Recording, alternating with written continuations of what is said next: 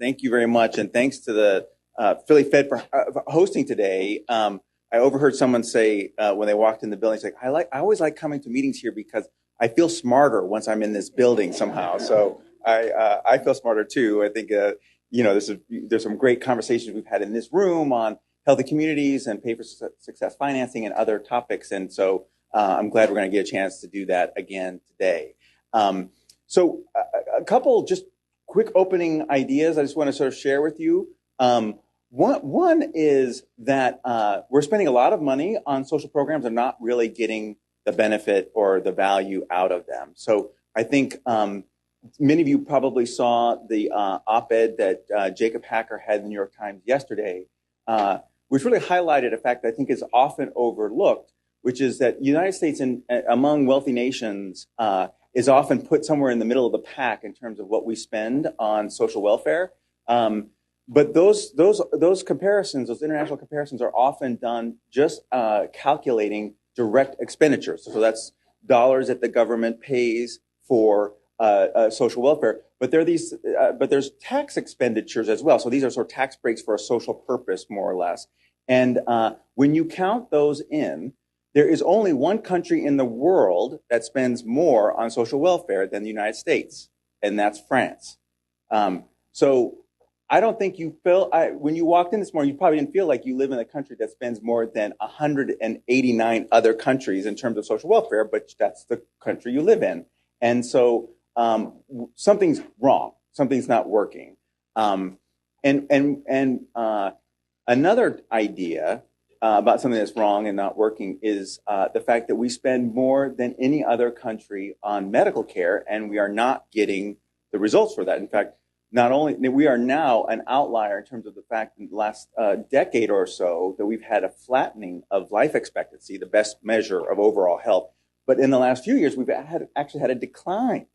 So something really crazy is going on here. We are spending more than anybody else and getting worse outcomes on medical care.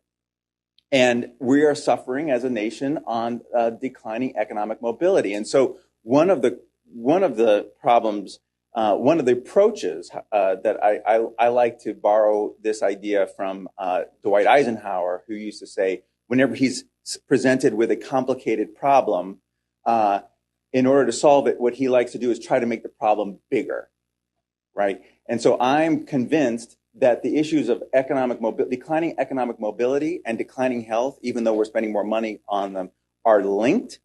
And the only way we will solve both are by combining them and solving them together. And that was really kind of a motivating idea. I mean, I take that back. That makes us sound too smart. That was not a motivating idea for the What Matters book. This book is really focused on two sort of what we see as kind of revolutions that are underway. One is this move towards outcomes-based financing, so paying for ready to learn at kindergarten rather than paying for Head Start slots, an outcome rather than an output.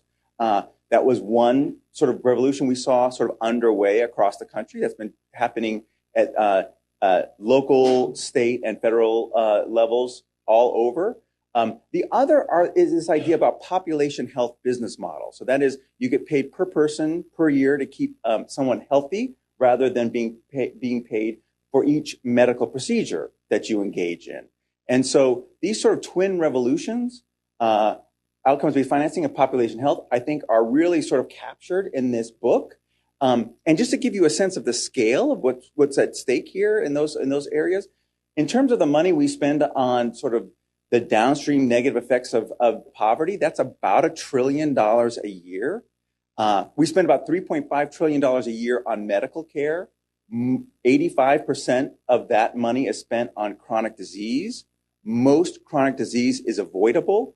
Most chronic disease that's avoidable is generated in low-income neighborhoods. So there's another $1 trillion on the table. So the whole idea here is, how can we spend those $2 trillion each year, not on the downstream negative consequences of these sort of these problems that we've been suffering, but on upstream so that those problems never develop in the first place. So that's really sort of the kind of the motivating sort of ethos or thinking behind the book.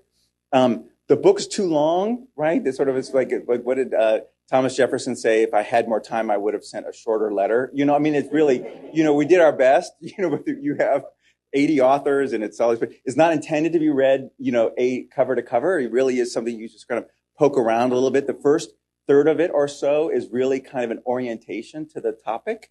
The last third is a bit of a summation, a summary, a synthesis. The middle third is we're really sort of designed after the op-ed section of the New York Times, where we're trying to just get as many voices in as possible. So just kind of poke around, get a feel for it.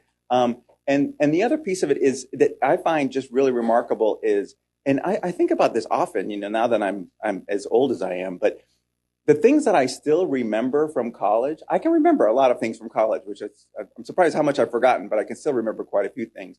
And it was really the times I raised my hand in class and said something.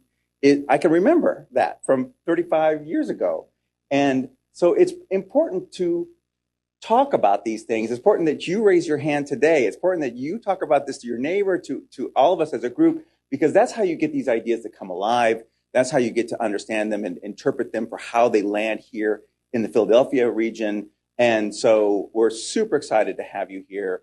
I want to also extend my thanks to the Philadelphia Fed. I think they are the second best community development department in the Federal Reserve System. And they're good friends of ours, and we're always happy to partner with them. I want to thank Jimmy Gassner, who just done an amazing job on this event. And I also want to thank the Nonprofit Finance Fund, who's been our close partner in this project from the very beginning. And we are going to have Janet Genser, who's going to come up and be our MC for the day. She's also done an amazing job to make sure all of these events have gone flawlessly, that she's kept this conversation alive so that people can raise their hand all over the country and really participate in this conversation. Thank you, Janet. Come on up.